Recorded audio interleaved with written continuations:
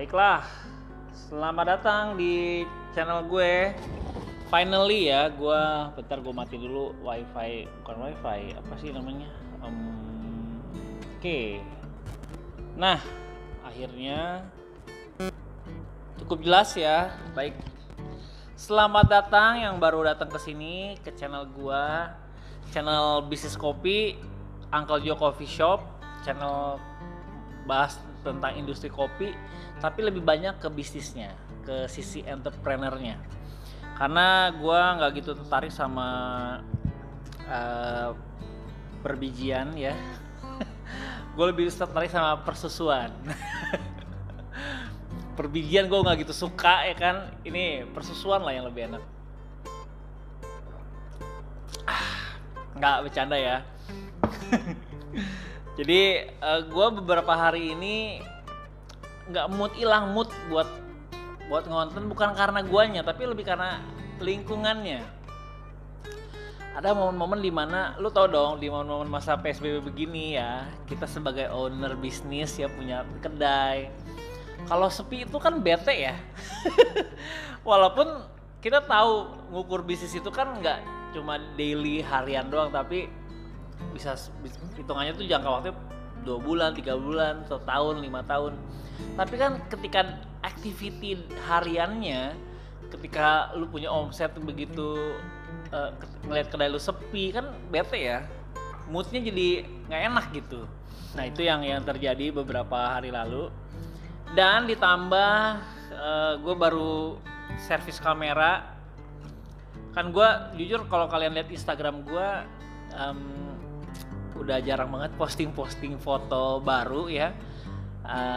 Lebih banyak posting foto lama, dan pas balik kan gue seneng dong, gue mulai konten lagi, bikin foto lagi. Tapi tiba-tiba LCD-nya ngeblank lagi nih si Fuji X-A2 gue komplain ke yang servisnya, toko Camzone. Udah hampir sebulan di dia, dikirimin balik masih begitu juga. Katanya udah benar, tapi pas gua tes ternyata baru sehari udah ngeblank lagi. Jadi gua nggak tahu mesti gimana, apa mau gua banting ya, apa mau gua apain di kamera. Tapi gue kayak susah gitu berpindah ke lain kamera, gue susah. X-A2 gue enjoy banget sama X-A2, zona nyaman gue gitu ya. Tapi ya anyway, kita akan bacain pertanyaan-pertanyaan dari teman-teman di Instagram maupun di YouTube ya.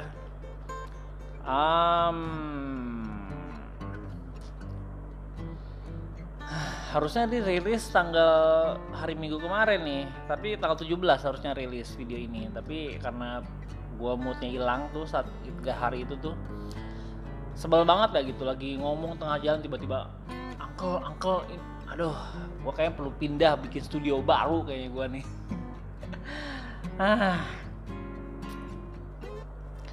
Oke, mana ya, dari kapan nih kita mulai? Kalian gimana kabarnya nih teman-teman? Coba tolong komentar di below, sehat kondisinya di kota kalian gimana? BTW Uncle mau ngucapin turut berduka ya buat teman-teman yang ngalamin musibah, mulai dari kapal Sriwijaya, gempa di Mamuju, banjir di Kalsel ya, selatan ya, dan banyak lagi gempa di Sulawesi gitu, di longsor dan lain-lain. Kayaknya awal tahun tuh momen-momen kita benar-benar diuji gitu setiap awal tahun gitu ya. Wah, corona belum kelar, ditambah bencana alam yang bertubi-tubi, air mata belum kering, tiba-tiba musibah lagi. Gue cuma bisa berdoa ya buat teman-teman di sana, para keponakan Uncle, semoga kalian diberi kekuatan oleh Tuhan dan terus bergantung ya, berpegang sama Tuhan, bahwa selalu ada pelangi sehabis hujan ya. Is always there, pelangi sehabis hujan. Selalu ada pelangi sehabis hujan. Ya itu aja ya doa gua buat teman-teman yang ngalamin musibah. Saya sorry banget, dan gua berduka akan itu, dan Semoga semuanya pulih ya dalam waktu secepat mungkin, dan bantuan dari pemerintah bisa segera datang. Oke, kita lanjut dulu ke Q&A ya.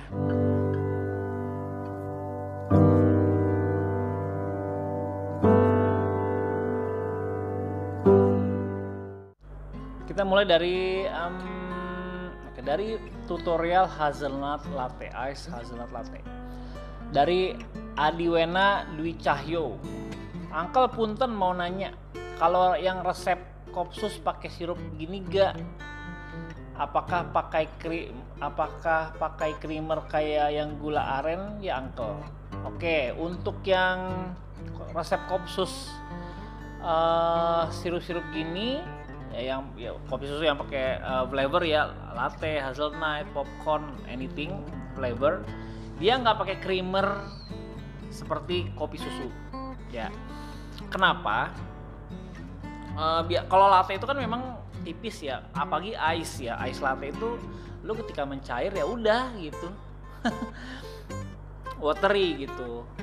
Karena memang karakternya dari latte ya seperti itu, ice latte. Beda sama kopi susu gula aren yang kekinian, dia kental, pekat, creamy gitu. Itu beda banget. Jadi nggak pakai creamer. Tapi kalau mau dibuat lebih tebal boleh ditambahin creamer. Cobain aja.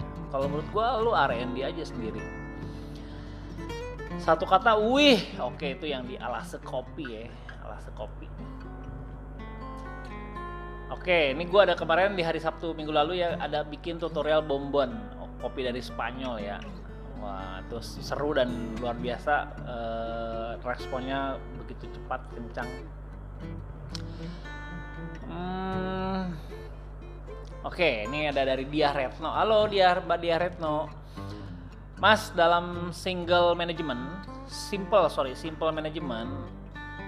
finance manager, finance dan barista harus ditangani sendiri semua atau harus masing-masing satu orang? Itu ya masing-masing. Kalau gua kan posisinya manager, finance, lalu ada barista operasional. Jadi di sini Uncle Joe gue pakai 4 orang barista operasional ya. Mereka bisa diberdayakan untuk stok opnam, barang dan lain-lain. Tapi kalau manajer, CEO, gue sebagai CEO di Uncle Joe, Chief Everything Officer, hampir 80% gue kerjakan semuanya sendiri ya. Mulai dari perencanaan, mulai dari game plan, bikin goals, inovasi, planning ke depan apa, itu di level di gue sebagai top management ya. Sebetulnya gue butuh 2 orang lagi. Gue butuh seorang hacker ya dan hipster ya. Kalau kalian tahu dalam sebuah startup mau berkembang cepat ya, butuh seorang hustler, hacker dan hipster. Hustler itu kayak gue posisinya hustler. Hampir hustler itu kan lebih visioner, ke depan mau ngapain, bikin game plan dan lain-lain. Kalau hacker itu bicara soal teknologi, dia jago coding atau jago teknologi, tahu bagaimana bisa centang biru nanti Instagramnya. Lalu kalau ada hipster itu dia desain ya. Nah, gue hustler dan hipster. Uncle Joe desainnya hampir di gue semua. Jadi gue memang butuh 2 orang itu. Belum nemu sih. Tapi kalau Mbak Dia nanya ditani semuanya sama 1 orang tuh enggak. Finance tuh gue ada 1 orang karena gue lemah di finance ya. Dan operasional tentu ada di teman-teman barista. Gue nggak pakai HRD ya. Kalian seperti yang kalian tahu lah, di video itu gue udah jelasin ya. Tapi finance, manager dan barista itu masih orang yang berbeda, enggak 1 orang.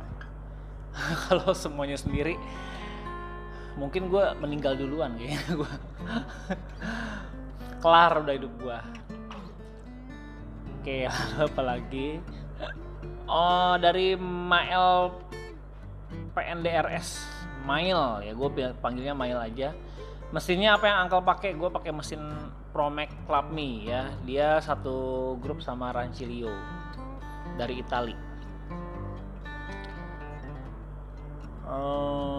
Ini gue ada bikin video 8 hal yang perlu dibenahi oleh startup kedai kopi. Kata kedai Gera ini dibilang informasi bagus gini kok dikit banget yang nonton ya.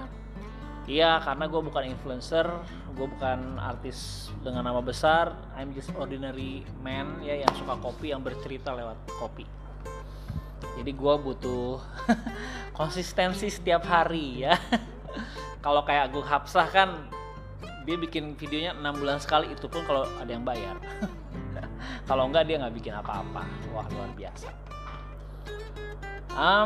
Uncle minta tolong dong buatin video kerjasama dengan Indomilk ya. Gimana dan minimal pengambilan harus berapa? Kalau kalian mau disupport atau dikerjasama dengan Indomilk itu sederhana banget.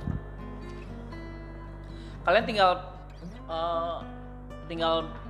kontaknya nanti gue kasih di below dari Pak Rizky, orang dari Indomilknya.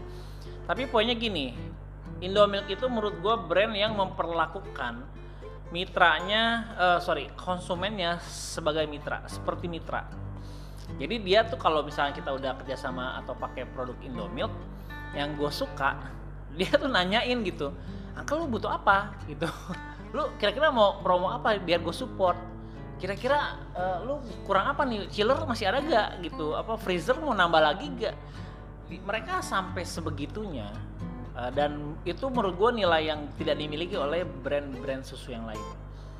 Ya wajar ya, Indomilk udah 50 tahun ya usianya, jadi udah senior banget, lebih membantu para UKM muda, para entrepreneur baru, lebih mensupport. Luar biasa menurut gue. Jadi gue cukup berbangga bisa bergandeng dengan Indomilk, bahu-membahu membangun negeri. Wah, gokil.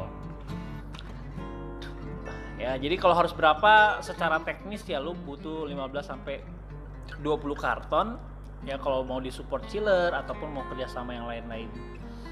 Gue enak deh Uncle Joe itu. Mungkin ya harga susunya, kok gue sih nggak terlalu tertarik dengan ngomongin harga ya dari sebuah produk. Gue lebih tertarik benefitnya apa yang bisa gue dapetin. Gue tiap kali promo disupport gitu, gue suka aja. Menurut gue murah banget gitu, dengan harga dia 14.150 ya per liternya ya. Beda sama kompetitor mungkin di 13,5 atau 13,8 ya, cuma beda 500 perak, tapi gue bisa dapet promo ini itu dan lain-lain. Wah, menurut gue sih kalau dihitung secara uang jauh di bawah kompetitor harganya si Indomilk. Ya, tapi dengan kualitas yang seperti yang mereka punya, gue rasa nggak bisa diperbandingkan. Dari Set Diandika KST, Uncle, cara ngomong lu mirip tante gua. Oh, oke. Semoga tante lu, tante Erni ya. Salam buat tantemu. Budi Saha, Uncle, lama di kedai, udah lama ada di menu. Ini soal kopi bonbon.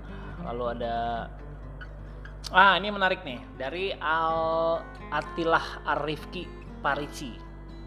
Jadi dia nanya, kalau modal awal dalam bisnis kopi itu 100 juta, lalu ada investor 60 juta nanam uangnya, berapa sahamnya si investor? Gampang banget kan ngitungnya ya, 100 juta modal utama, modal awal. Terus investor 60 juta, lu 40 juta. Berarti sahamnya berapa? 60-40 dong, sudah jelas itu ngitungnya. Tapi dia nanya, apakah selalu seperti itu 60% atau bisa diatur sesuai kesepakatan? Nah, jawabannya adalah bisa. Jadi tergantung kesepakatan. Kalau misalkan si investor, nih gue ada duit 60 juta, lu atur aja deh semuanya. Lu kasih ke gue net profit 20% aja deh, udah seneng gue. Nah, itu udah gue happy banget kalau dapat investor seperti itu. Jadi sesuai kesepakatan. Gitu, sepakatnya gimana. Tapi secara hierarki harusnya sehatnya investor itu ya dapatnya 60% sesuai yang ditanamkan berapa modalnya. Gitu ya. Kan lu kalau lu yang ngejalanin, dia diem aja nggak ngapa-ngapain, lu ngejalanin kan lu dapat gaji, salary ya. Jadi itu yang membedakan. Mudah-mudahan nangkep ya. Quote Uncle of the Year dari Pajar Prayuda. Halo Pajar, cinta itu tak perlu memiliki apalagi menafkahi.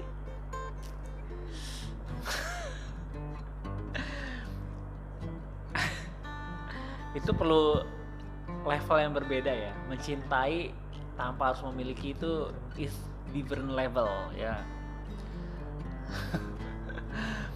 Oke, dari Yosep di Fatia. Yosep, mantap Om, bagus nih tempatnya. Gue lagi visit ke sisi kiri. BTW kameranya apa? Nah, gue pakai GoPro. Ya ada di mana somewhere. Pakai GoPro. Jadi gue punya GoPro 8 yang sering gue pakai buat trip, jalan-jalan dan lain-lain. Itu gue pakai itu.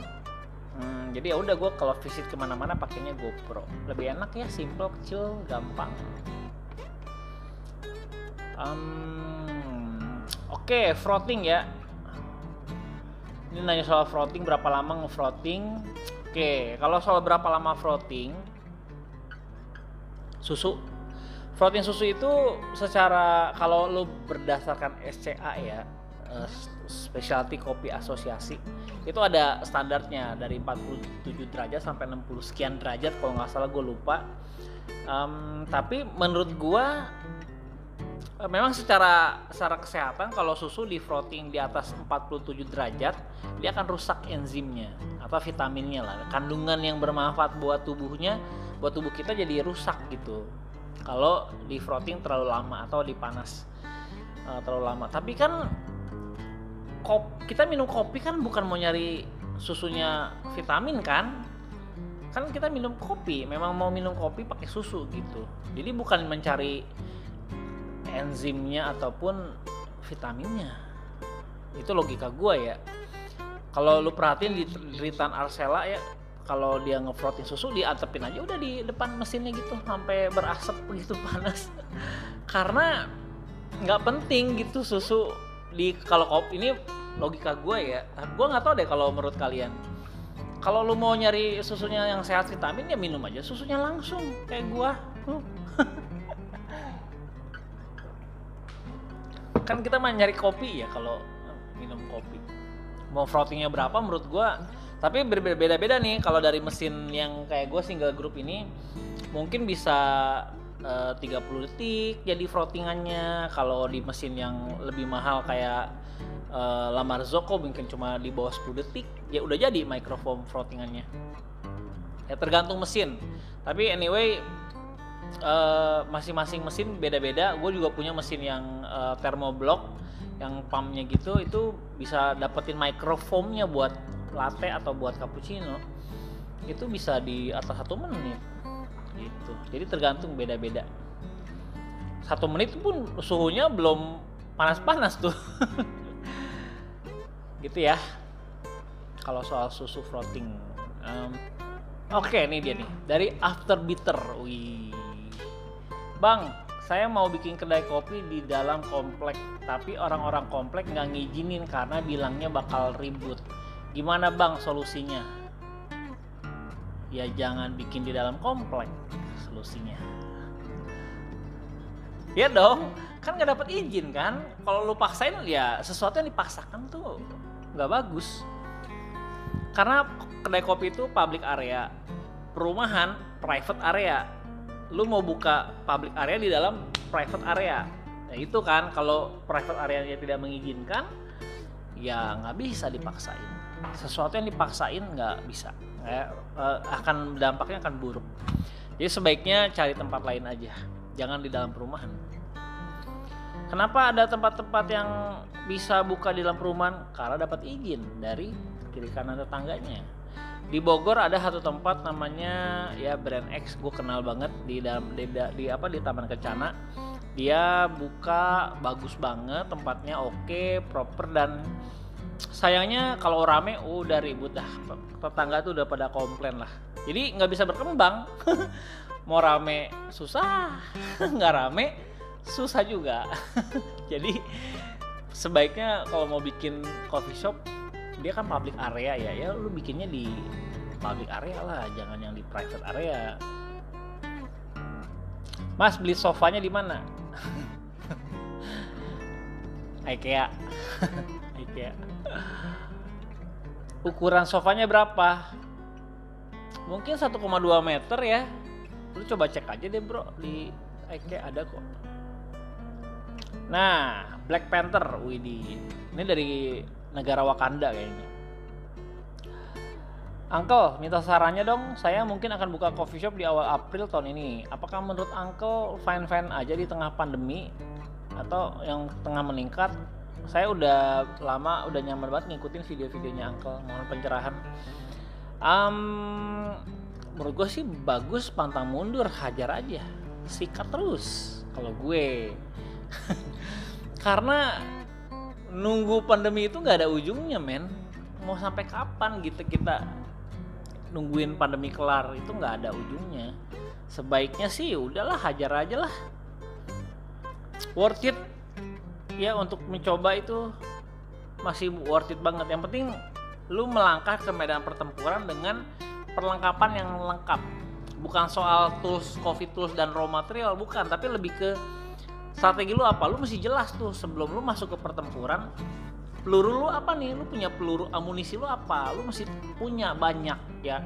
Promo ini, promo itu, promo apa, engage sama audiensnya gimana, handle Instagramnya gimana, bikin kontennya gimana. Lu mesti jelas ya teman-teman. Kalau mau mulai sesuatu di era pandemi, jangan salahkan bisnisnya. Lu buka bisnis tuh gampang. Bisnis udah kopi gagal, jelek, karena lu gak ngejalaninnya dengan benar. Atau lu masuk ke medan pertempurannya tanpa ada perlengkapan yang lengkap gitu ya. Jadi teman-teman kalau mau buka benar-benar harus perjelas konsepnya. Makanya ikut workshop deh ya. Itu kalian bisa belajar banyak di situ. Apalagi bisa bergabung sama komunitasnya. Itu gua rasa sangat diperlukan komunitas di zaman-zaman serba sulit seperti ini. Kadang-kadang gue lagi lemah ya, lagi lemes gitu, lagi nggak mood. Ketika baca komen dari teman-teman di komunitas, gue semangat lagi, bangkit lagi, dapat ide lagi. Itu yang terjadi ya kalau lu punya komunitas. Oke, dari Motoshop, Fake Motoshop. Contoh pencapaian target net profit bagi barista itu gimana maksudnya? Agar sebagai owner bisa kasih bonus ke karyawan. Maaf pemula. Jadi gini, kalau gua di sini kalau ada omset, ini gua kasih contoh angka aja langsung ya. Kalau omset kedai kopi lu 1 juta, nembus ke angka 1 juta, lu kasihin keluarin tuh misalkan 100.000 atau 50.000 buat barista. Lalu misal tembus 2 juta dapat 200.000 ataupun 150.000. Lalu kalau tembus 3 juta dapat sekian gitu. Jadi gitu aja ukurannya. Tentu tergantung skalanya ya. Kalau skala bisnis lu adalah corporate yang sehari omsetnya 50 juta ya tentu berbeda. Kalau lu omset 50 juta tembus lu kasih bonus 10%, 5 juta ya bangkrut lah lama-lama. Jadi kalau nentuin itu ya tergantung skalanya. Kalau lu buat mencapai angka 1 juta aja udah ngap-ngapan, ya lu mungkin ngasih bonusnya kalau tembus dari 1 juta lu kasih 50.000 buat barista.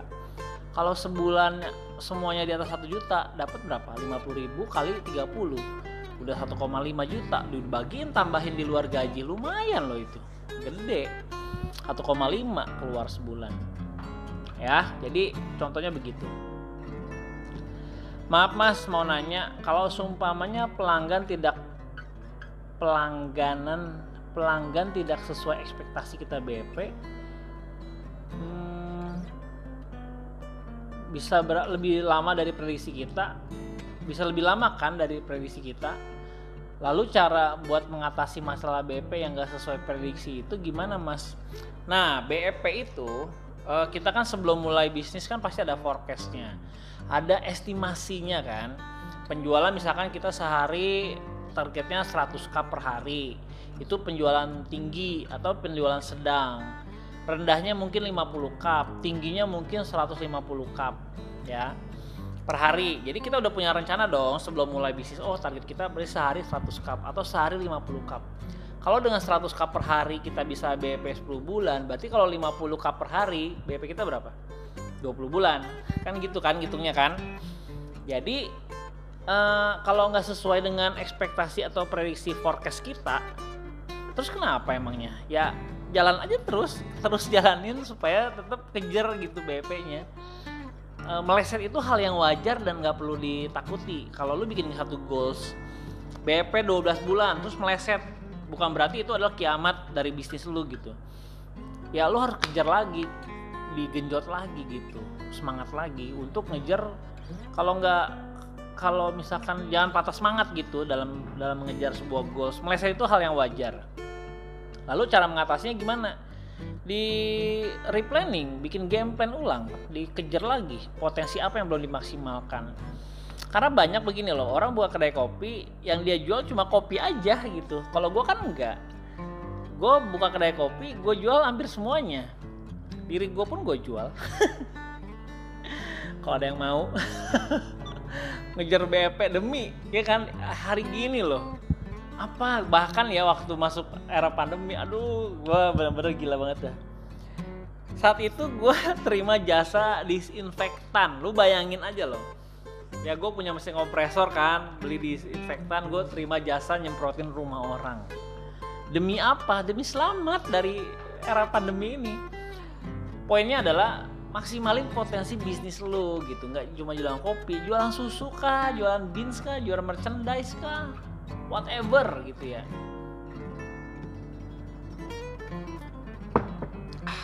Pokoknya intinya gagal itu hal yang biasa, bahkan 95% bisnis itu terdiri dari kegagalan.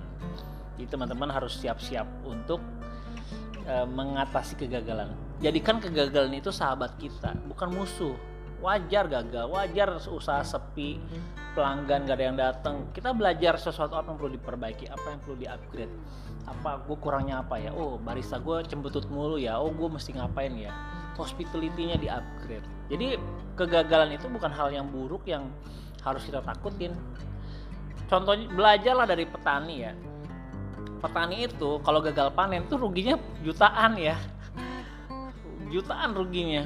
Tapi apakah dia besoknya nggak mau ke ladang gitu? Kan enggak kan. Misalkan hasil panennya dimakan wereng gitu ya. Digigit, dihabisin sama hama wereng. Tiba-tiba nyampe kebon, aduh anjrit ini. Udah gue nggak mau jadi petani lagi lah. Enggak kan? Kalau petani kayak gitu kita nggak makan lah. Petani itu punya mental warrior loh. Dia nggak punya bos, dia pagi-pagi bangun bawa cangkul, perlengkapan, nyangkul di kebun, di sawah, ya menunggu nanti hasil panen. Ya panen gagal, musim berikutnya dia nanam lagi. Gagal, musim berikutnya dia nanam lagi. Kan nggak berhenti pensiun jadi petani kan? Enggak kan? Ya, jadi belajarlah dari petani. Oke, apalagi ya? Aduh, panjang ya. Uncle bahas tentang mesin espresso dong. Nah ini ya. Gue kalau kalian tahu, gue itu sharing apa yang gue lakukan, bukan apa yang tidak gue lakukan. Jadi kalau gue barang yang gue nggak punya, gue nggak akan sharing gitu. Misalkan gue sharing tentang mesin La Marzocco gitu ya, gue nggak punya kredibilitas buat bahas itu karena gue nggak pakai gitu. Yang gue bahas adalah ya mesin yang gue pakai di sini atau yang gue nyobain di tempat temen gue gitu. Jadi ya gue hanya, jadi prinsip gue adalah jual apa yang lu pakai apa yang lu jual. Sharing gue adalah sharing apa yang gue lakukan apa yang gue sharing. Poinnya gitu ya, karena dengan itulah gue bisa berintegritas. Dengan cara itulah apa yang gue katakan sama dengan apa yang gue lakukan. Jadi ketika gue mencari ide jual sana sini sampai jual diri gue maksudnya bukannya gue melacur ya, bukan ya, maksudnya apa yang bisa gue bantu, jasa gue bisa gue jual gitu ke klien gitu. Itu benar-benar gue lakukan. Jadi bukan semata omong kosong doang apa yang gue bacotin di YouTube gitu ya, tidak gue lakukan. Gue melakukan itu karena gue lakukan, makanya gue sharing gitu ke kalian ya. Jadi gue nggak pernah melakukan apa yang gue tidak pernah menyampaikan apa yang nggak gue lakukan. Selalu udah gue experience gue dulu baru gue bisa berani sharing gitu ya. Jadi gue nggak berani tuh mereferensikan mesin-mesin yang 2 juta 3 juta karena gue nggak pakai gitu. Nangkep ya poinnya ya. Gue nggak mungkin bahas mesin espresso deh, karena mesin gue cuma satu ya, Promax doang gitu. Cara merawatnya gimana gue tahu, cara ngebersihinnya gimana gue tahu, tapi yang lain-lain gue nggak tahu kan. Mungkin lu belajar sama Herman deh, mencari Herman ya, teman gue di Pekanbaru itu. Dia kan memang di Tovin, jadi banyak banget kesempatan untuk megang mesin. Sebaiknya belajar sama Herman. ya. Kalau lu dengerin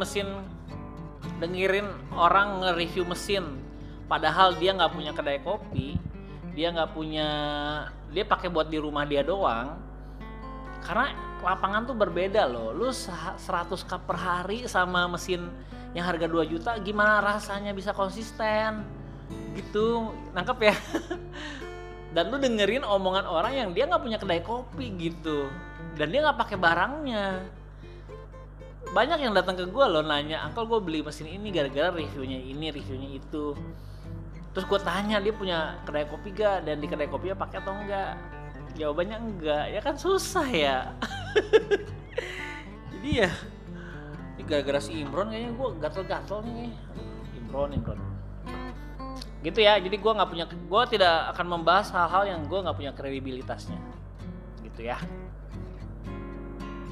Bang, tolong dong buatin video tentang manajemen belanja stok bahan baku. Manajemen belanja stok bahan baku. Kayaknya gue perlu bikin video khusus ya itu ya. Kayaknya agak panjang.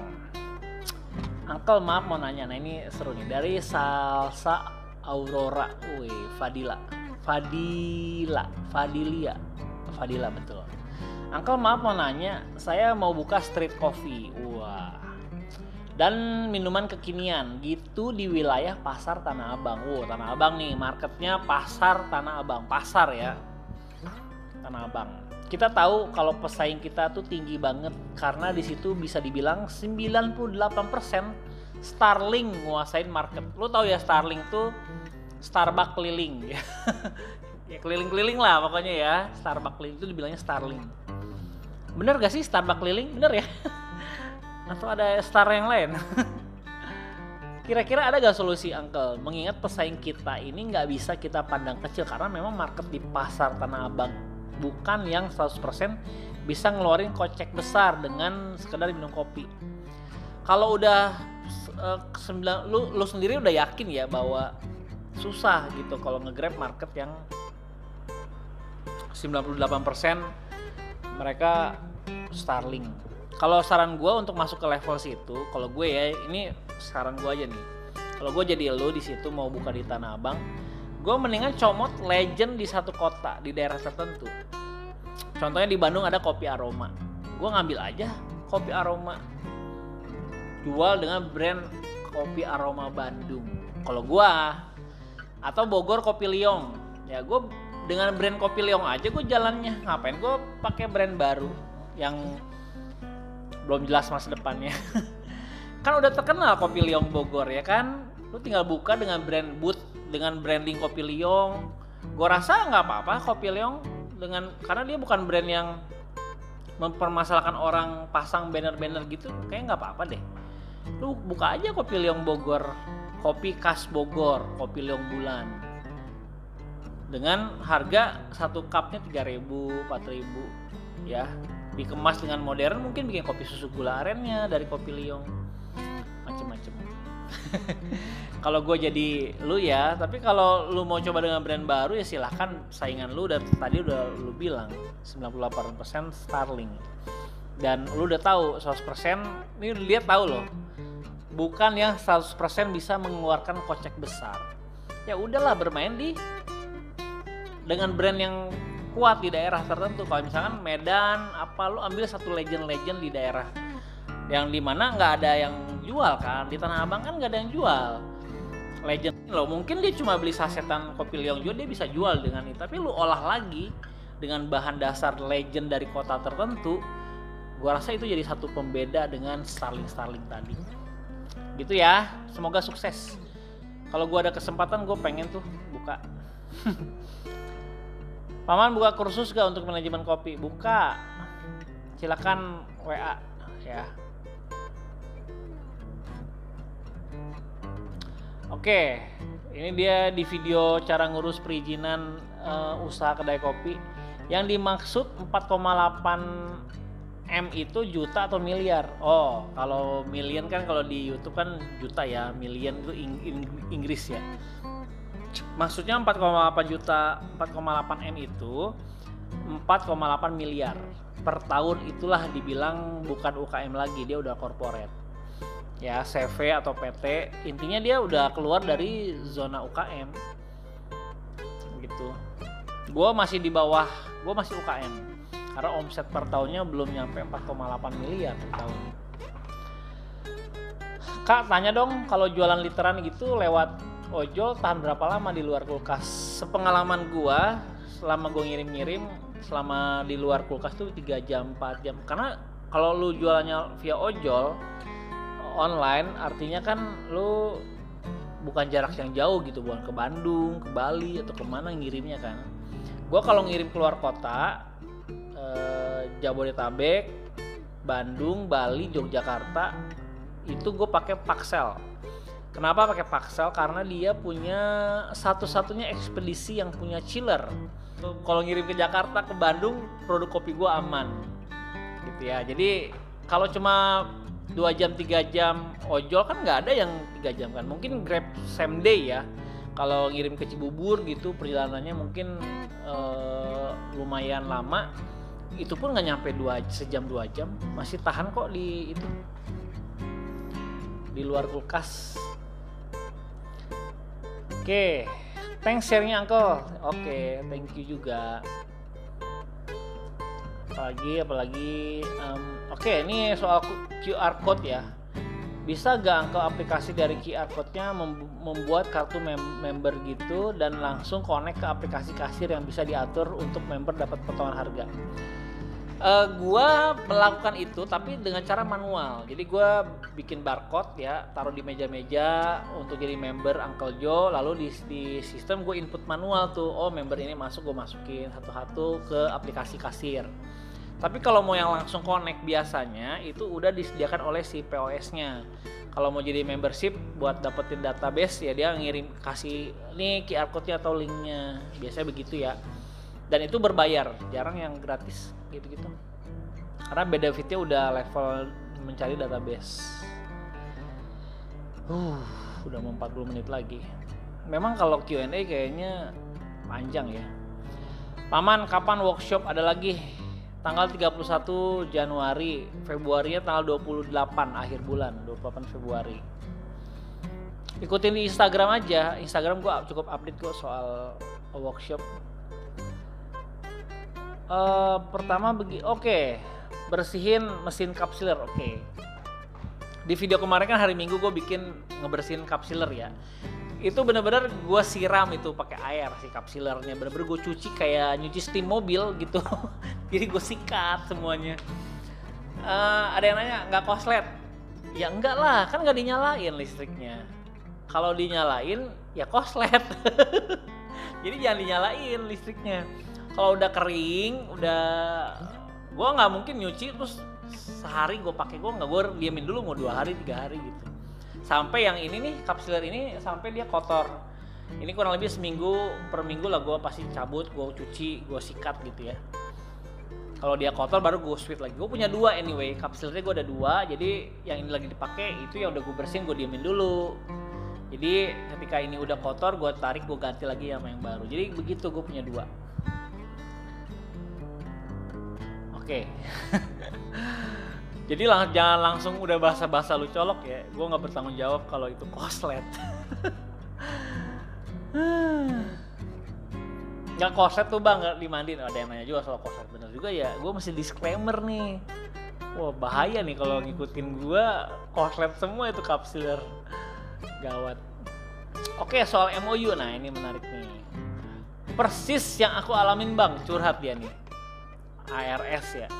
Dari awal bangun warung gak berekspektasi bakal jadi rame. Omsetnya naik lumayan drastis, otomatis kerjaan makin banyak, makin repot. Tapi yang paling pontang-panting cuman saya. Tapi soal hak sharing profit sama haknya ambil keputusan sama. Waduh, sedih banget kau. Akhirnya saya pilih cabut dan berencana buka sendiri. Itu yang terjadi di pertemanan MOU karena tidak ada kejelasan soal MOU. Itu banyak banget, itu cerita klasik banget dah. Lu joinan sama temen lu yang ngejalanin semuanya, lu yang sibuk sendiri, capek sendiri, pontang-panting. Terus temen lu pas bagi hasil dia dapat sama, haknya juga sama, kewajibannya yang beda gitu ya. dan akhirnya lu capek sendiri dan lu cabut. Itu yang terjadi. Nah kalau gua silent investor, gua taruh aja udah, lu nggak usah ikut campur. Silent investor di sana, gua yang ngatur semua di sini. Ya, dan tiap bulan lu dapat dividen tiap bulan dari gua, dari hasil usaha Uncle Joe, gua kasih dividen tiap bulan. Loss share juga sama ya, sesuai dengan saham. Tapi gua dapat gaji salary tiap bulan ya. Asuransi gue di cover sama Uncle Joe ya kan, asuransi keluarga. Terus gue listrik belum sih tapi minimal gue dapet gaji lah tiap bulan. Gak seberapa besar sama kayak barista, tapi minimal ada uang capeknya lah di luar dividen atau bagi hasilnya ya. Thank you Uncle, semoga bisa membantu saya mengelola bisnis kopi yang saya miliki. Mantap, sukses selalu ya. Oke, udah. Sekarang dari Instagram. Panjang loh, 42 menit loh. Uncle, gimana caranya bisa humble banget ke barista dan keponakan-keponakan yang notabene itu customer? Gimana cara gue humble banget? Pertama, apa yang bisa kita sombongkan? Mungkin gue sempat ngebangun branding pebisnis sombong ya, dan gue gagal total.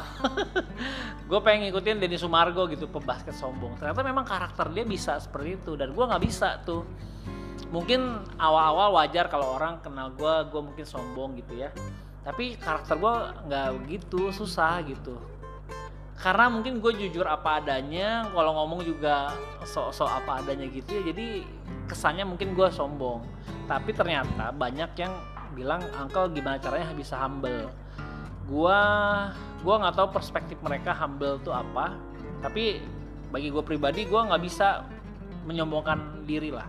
Karena apa yang gue punya hari ini itu cuma titipan aja dari Tuhan dan gak bisa gue banggain. Kecuali gue seorang Agnes Monica ya, dengan berbagai talentanya, dengan kekayaannya, dia bisa menolak uang 1M, konser 1 jam di Pond Club gitu. Gue mungkin kalau gue jadi Agnes gue ambil dah ya, karena butuh duit ya kan. Gue bukan Bill Gates yang duitnya udah berlimpah, jadi apa yang mau disombongkan gitu, susah. Kalau gue kaya mungkin gue sombong ya. Ya mudah-mudahan stay in karakter ya. Ya gitu, gue nggak terlalu. Gue sama bini gue berkomitmen untuk hidup sederhana ya. Sederhana aja, nggak mau mewah-mewah. Oke, Uncle ada rencana bikin konten gaming nggak buat YouTube? Nggak ada. Nggak ada ya gue gaming. Uncle mau tanya berapa dari ini, mau tanya sehari berapa kali panggil bro? Nah, ngitung. Uncle ada affair gak sama keponakan? Ini yang nanya siapa sih? Aduh. Uncle ada affair gak sama ponakan-ponakannya? Secara mungkin ponakannya lucu-lucu, unyu-unyu ya. Gua ada affair gak ya? Gimana gue jawab gak ya? Thank you ya yang udah nonton video ini. Jangan lupa subscribe sebagai bentuk dukungan lo terhadap channel ini.